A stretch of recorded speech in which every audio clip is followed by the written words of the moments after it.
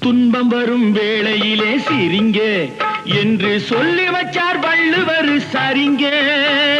துன்பம் வரும் வேளையிலே சிரிங்க என்று சொல்லி வச்சார் வள்ளுவர் சரிங்க. பாம்பு வந்து கடிக்கையில் பாழு உடல் துடிக்கையில் யார் முகத்தில் பொங்கி வரும் சிரிப்பு.